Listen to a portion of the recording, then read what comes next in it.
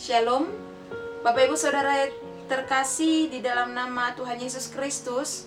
Firman Tuhan menyapa kita pada minggu hari ini, minggu hari turunnya Roh Kudus, tertulis dalam kitab Yesaya pasal yang ke-63 ayat 11 sampai ayat 14.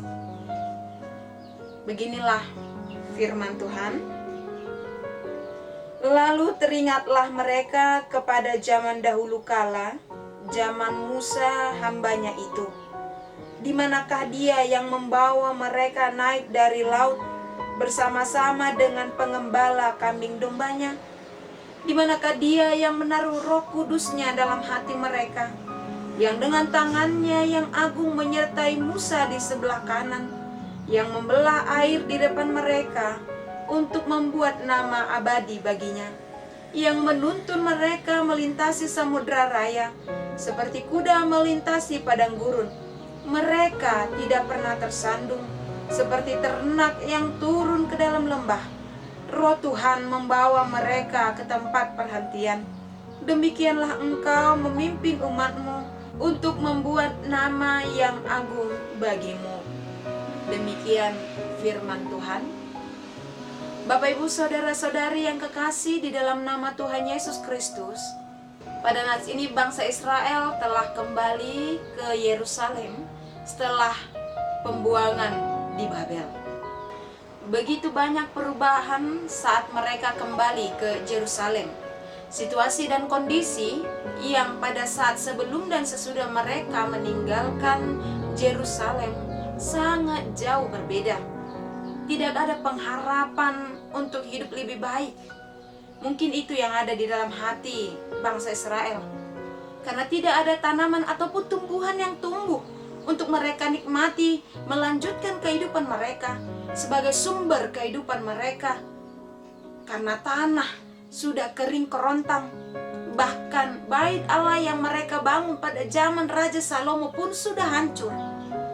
Mereka menghadapi krisis iman, kehilangan pengharapan. Lalu mereka mulai meragukan dan mempertanyakan keberadaan Allah. Di manakah Tuhan yang membawa mereka keluar dari Mesir? Di manakah Tuhan yang pernah menunjukkan mujizatnya melalui nabinya si Musa? Apakah Tuhan tidak melihat apa yang terjadi pada saat ini? Atau memang Tuhan tidak peduli atau menutup mata dengan keadaan mereka saat itu? Di manakah Allah yang seharusnya menolong atau menyelamatkan mereka? Pertanyaan-pertanyaan demikianlah yang mungkin muncul atau dilontarkan bangsa Israel dengan kondisi yang demikian. Karena itu, Yesaya kembali mengingatkan mereka tentang apa yang telah dilakukan Tuhan di masa lampau, agar mereka bisa bangkit dan bersemangat kembali untuk melanjutkan kehidupan mereka. Dan ini juga sekaligus seruan bagi bangsa Israel, agar mereka mau menyadari segala kesalahan mereka dan mau bertobat kepada Allah. Yesaya mengingatkan kembali bahwa Allah tetap memelihara mereka di dalam kehidupan mereka dan selalu menyertai mereka, yang walaupun Allah membiarkan mereka berada di dalam pembuangan. Bagaimana Allah menjaga mereka siang dan malam dan memberikan apa yang mereka butuhkan sepanjang perjalanan mereka. Penyertaan Allah tetap sama hari ini, esok, dan sampai selamanya. Allah yang menuntun mereka keluar dari Mesir dan melakukan tanda mujizat. Begitu banyak perbuatan Allah yang luar biasa yang diperlihatkan kepada umatnya, tetapi justru respon mereka adalah pemberontakan. Respon bangsa Israel terhadap kebaikan Allah adalah pemberontakan. Itu bisa kita lihat di ayat 10. Bukannya mereka mengucap syukur ataupun menghargai kebaikan Allah. Dan pemberontakan itu sangat melukai dan mendukakan hati Tuhan. Bapak Ibu saudara-saudari yang kekasih di dalam nama Tuhan Yesus Kristus, masa lalu adalah sejarah, masa sekarang adalah realitas, dan masa depan adalah harapan. Setiap manusia pernah menjalani kehidupan di masa lalu, dan seharusnya masa lalu merupakan pembelajaran yang sangat berharga. Pengalaman baik ataupun pengalaman buruk, menyenangkan atau menyakitkan sekalipun. Tetapi berbeda dengan bangsa Israel, apa yang mereka alami di masa lalu tidak mereka jadikan sebagai bahan pembelajaran bagi mereka. Bukan malah sebaliknya, yang hanya bisa menuntut dan marah-marah terhadap Allah, dan itu sangat mendukakan hati Allah.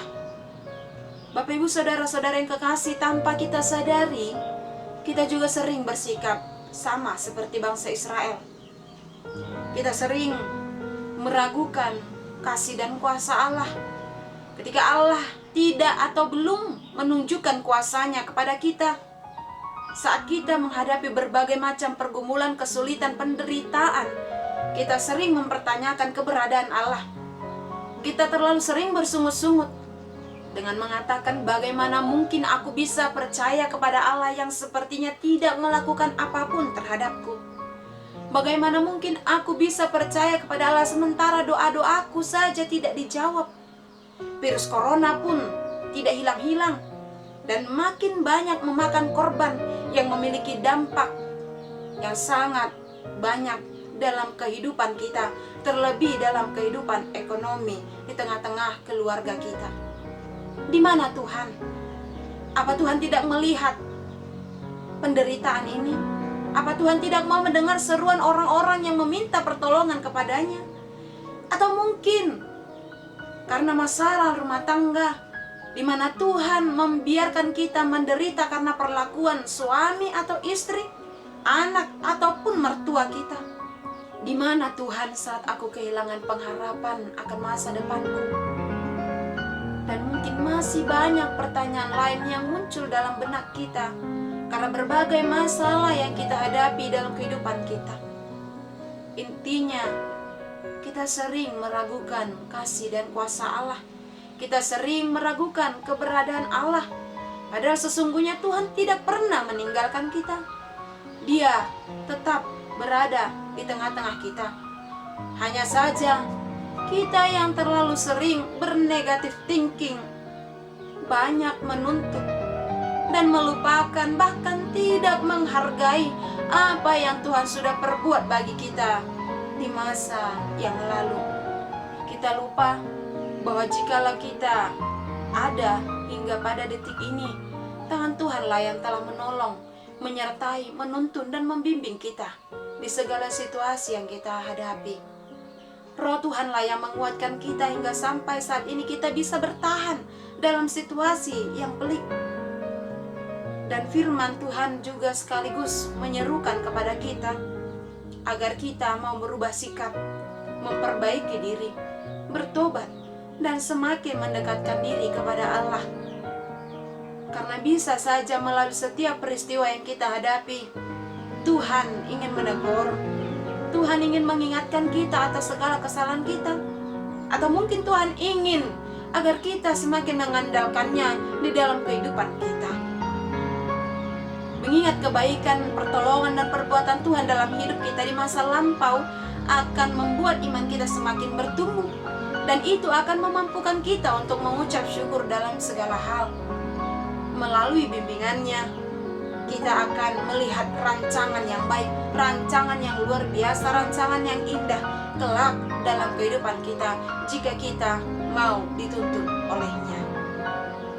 Bapak, Ibu, saudara-saudari yang kekasih di dalam nama Tuhan Yesus Kristus, pada hari turunnya Roh Kudus pada saat ini kita diingatkan bahwa Roh Tuhan, Roh Kudus tetap bekerja dan berkarya di dalam kehidupan kita.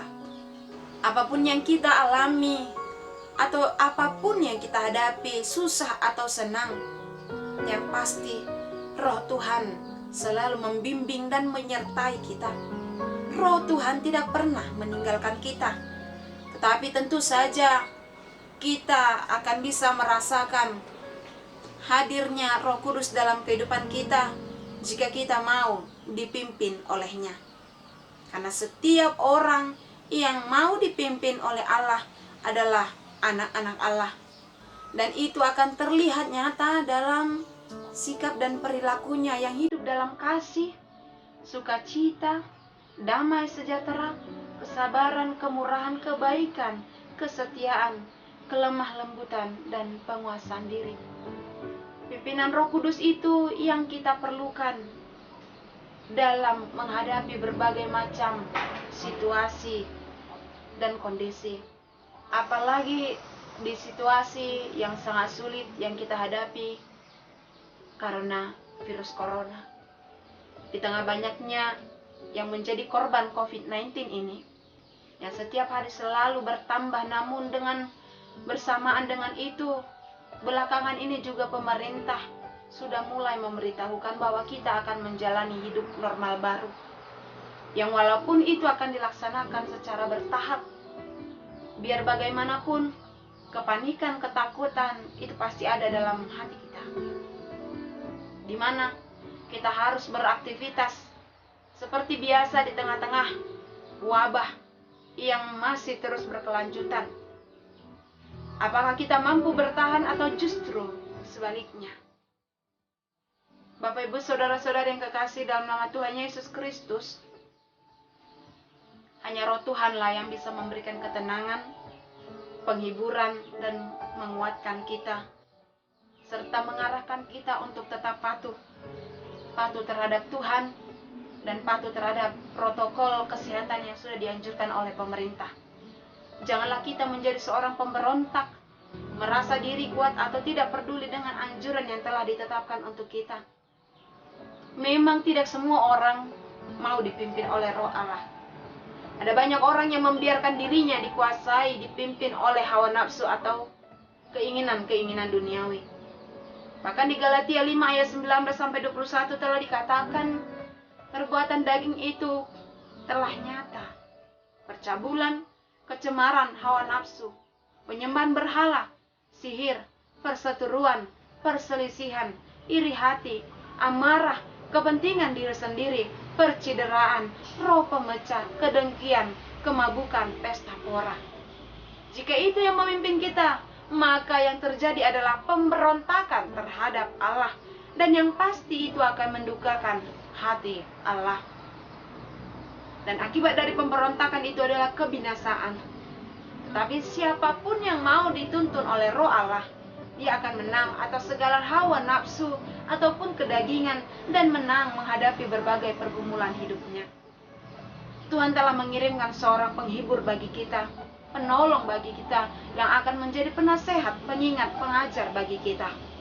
Untuk itu, mari kita mempertajam mata hati kita, mendengarkan suara atau bisikan Roh Kudus yang telah diberikan kepada kita dengan cara berdoa ataupun mendengarkan firman-Nya.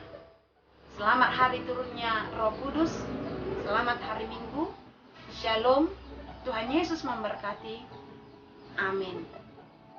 Bapa dalam surga, kami bersyukur buat firman yang sudah kami dengarkan pada hari ini. Kiranya Engkau memampukan kami agar kami mau dituntun oleh Roh Kudus. Berkati seluruh jemaat-Mu dimanapun mereka berada pada saat ini. Terima kasih Bapa yang baik, dan ampunilah kami atas segala dosa dan pelanggaran. Hanya di dalam nama Tuhan Yesus Kristus kami bersyukur dan berdoa kepadamu. Amin.